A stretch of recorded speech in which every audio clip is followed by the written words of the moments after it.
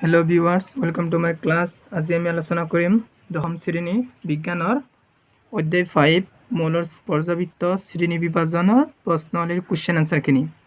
1 number question কি কৈছে, নিউল্যান্ডাছ অষ্টকৰ স্তম্ভবোৰত ডবাৰেনাৰৰ tired আছিল নে তুলনা কৰা আৰু বিচাৰি উলিয়া। কোৱেশ্চনটো কি কৈছে, নিউল্যান্ডাছৰ অষ্টকৰ তালিকাখন যেটো আছে সেই তালিকাত ডবাৰেনাৰ টায়াৰ্ড আছিল নে নাই হেতু সুধিছে আমাক। ফাৰ্স্টত অলপ বুজি লওঁচোন। ইয়াত চোৱা, এইটো আমাৰ হল নিউল্যান্ডাছৰ অষ্টকৰ তালিকাখন। এই তালিকাখন ফাৰ্স্টত কেনেকৈ বনাইছিল মই শিকাই দি আছো। চোৱা, নিউল্যান্ডাছে কি কৰিছিল, কম পাৰমাণৱিক ভৰৰ পৰা বেছি পাৰমাণৱিক ভৰ বৰ্ধিত ক্ৰমত সজাইছিল। সজাই কি কৰিছিল, প্ৰথম মৌলটো আৰু 8 নম্বৰ মৌলটো চাইছিল। প্ৰথম মৌলটো আৰু 8 নম্বৰ মৌলটোৰ মাজত ৰাসায়নিক ধৰ্মৰ মিল আছে নে নাই হেতু চাই তেওঁ নিউল্যান্ডাছৰ অষ্টকৰ তালিকাখন সজাইছিল। এতিয়া চাবা, প্ৰথম মৌলটো কি হাইড্ৰোজেন, ইয়াত ধৰা হল হাইড্ৰোজেন। হাইড্ৰোজেনৰ পাৰমাণৱিক সংখ্যা 1, ইলেক্ট্ৰন মানে 1 এই। চোৱা তাৰপিছত 1 নম্বৰ 2 3 4 5 6 7 8 8 নম্বৰত কি আছে পটাছিয়াম কে। পটাছিয়ামৰ পাৰমাণৱিক সংখ্যা 19, ইলেক্ট্ৰন মানে 2 8 8 1। ইয়াৰো বহিকত এটা ইলেক্ট্ৰন আছে, ইয়াৰো এটা ইলেক্ট্ৰন আছে, হেতু হল 1 নম্বৰ এটা ৰাসায়নিক ধৰ্ম হল। তেনেকৈ কি কৰিছিল, নিউল্যান্ডাছৰ অষ্টকৰ তালিকাখন বনাইছিল। কিন্তু ডবাৰেনাৰে কি কৰিছিল, ডবাৰেনাৰ টায়াৰ্ডটো কেনেকৈ বনাইছিল, ফাৰ্স্টত সি 3টা মৌল লৈছিল।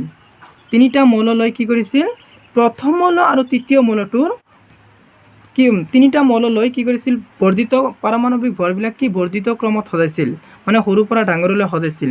সজাই কি কৰিছিল, এই প্ৰথম মৌল আৰু তৃতীয় মৌলটো কি কৰিছিল, পাৰমাণৱিক ভৰ গড় যিমান পাবা এই মাজৰ মৌলটো কি অকলে সিমান পাবা। ই তেনেকৈ ডবাৰেনাৰ টায়াৰ্ডটো সজাইছিল। এতিয়া আমাৰ এইটো আমি শিকিলো।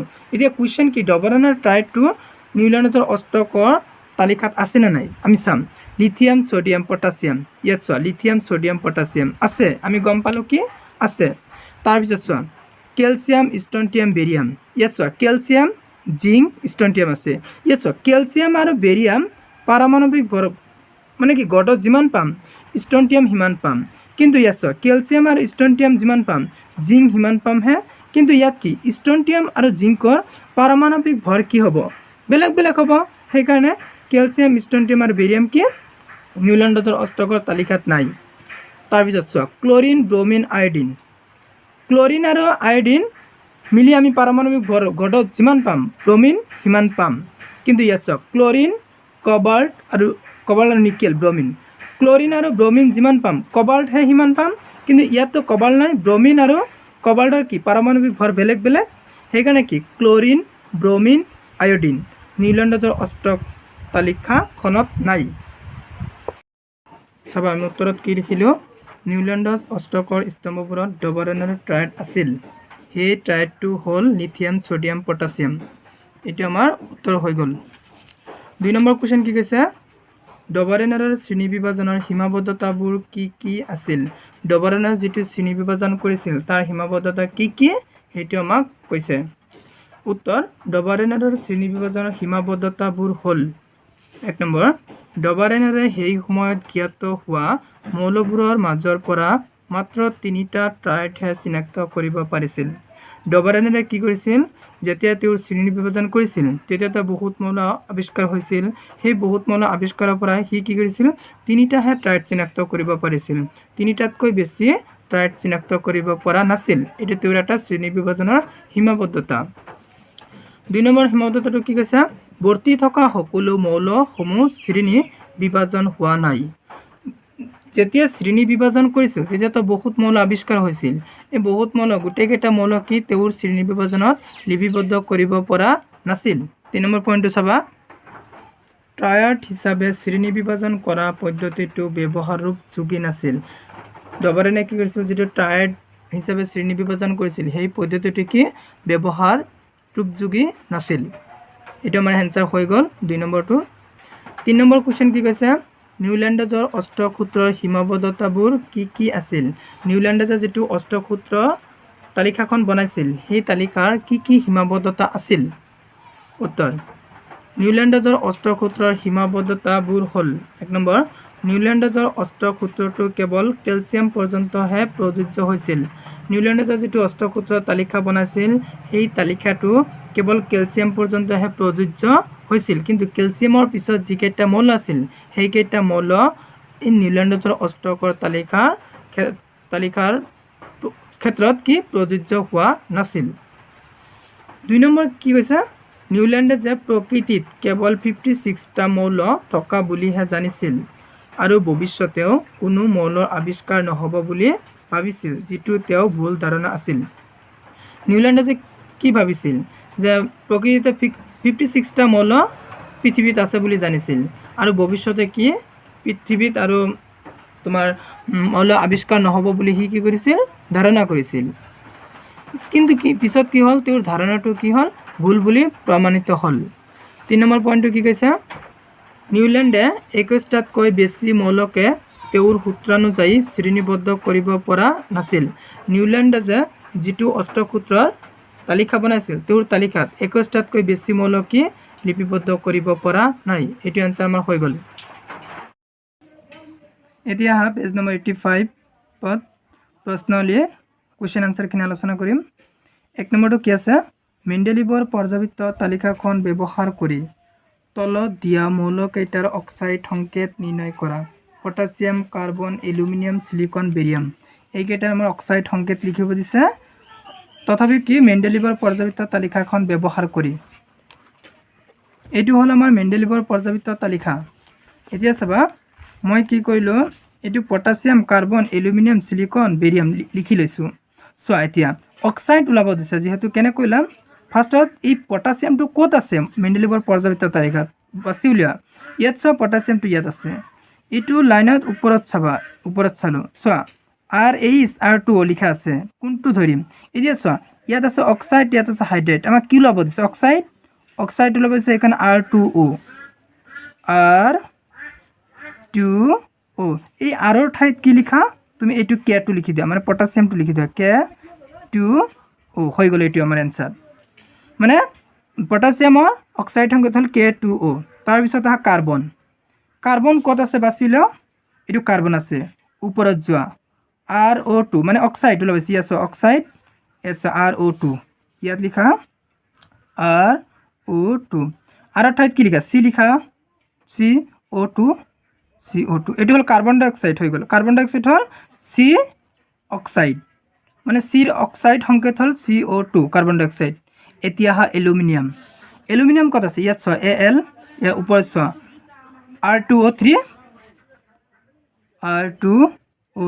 আৰৰ ঠাইত ইয়াত লিখা Al2O3 হ'ল, এইটো হৈ গ'ল।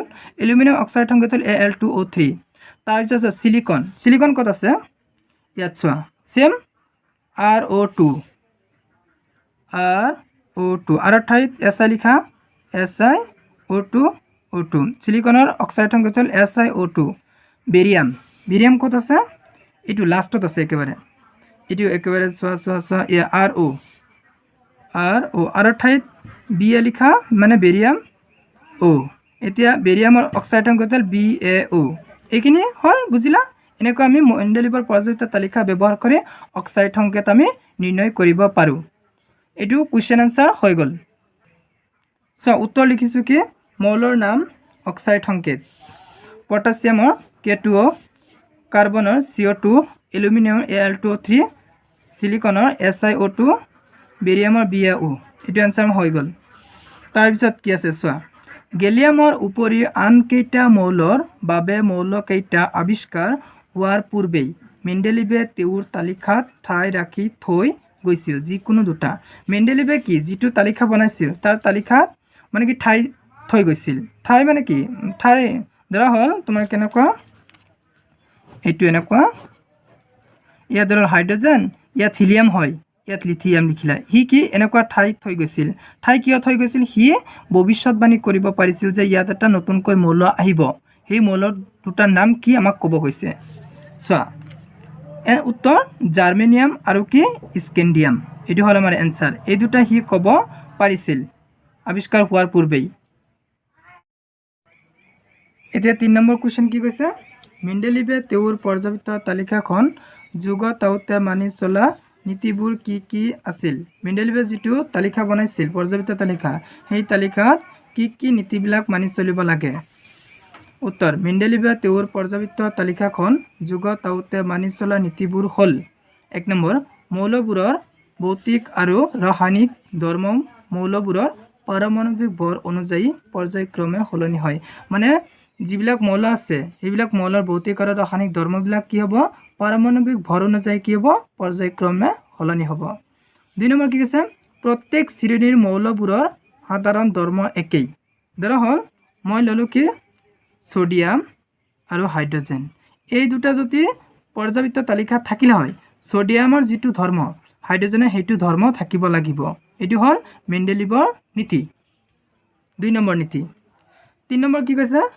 অক্সাইড আৰু হাইড্ৰাইডৰ সংকেত এটা মৌলৰ দ্বাৰা গঠিত হয় হৈ গ'ল এটো আনসাৰ 3 নম্বৰটো তাৰ পিছত যেটো আমাৰ মোস্ট ইম্পৰ্টেন্ট কোৱেশ্চন কি হৈছে সম্ভ্ৰান্ত গেছবোৰক এটা হুকিয়া বৰ্গত কিয় স্থান দিয়া হৈছে এতিয়া কি উত্তৰ সম্ভ্ৰান্ত গেছবোৰক এটা হুকিয়া বৰ্গত স্থান দিয়া হৈছে কাৰণ সম্ভ্ৰান্ত গেছ অতি হয় নিষ্ক্ৰিয় ইহতৰ যোজ্যতা শূন্য আয়নীকৰণ শক্তি অতি উচ্চ আৰু ইলেক্ট্ৰনৰ আসক্তি শূন্য এটা আনসাৰ হৈ গ'ল এতিয়া সম্ভ্ৰান্ত গেছ মানেনো কি এতিয়া সম্ভ্ৰান্ত গেছ মানে হ'ল 18 বৰ্গৰ মৌলবিলাকক সম্ভ্ৰান্ত গেছ বুলি কয় 18 বৰ্গৰ মৌল কোনবিলাকনো ধৰা হ'ল নিয়ন এটা 18 বৰ্গৰ মৌল হ'ল এই কিতাপত কিমান পৃষ্ঠা আছে 86 পৃষ্ঠা আছে মই দেখাই দি আছো এটো হ'ল আমাৰ আধুনিক পৰ্যাবৃত্ত তালিকা এটো 18 বৰ্গ এটো সো হিলিয়াম নিয়ন আৰ্গন ক্ৰিপ্টন জেনন ডেটন এইকেইটা ইহঁতৰ বহিকক্ষ 2টা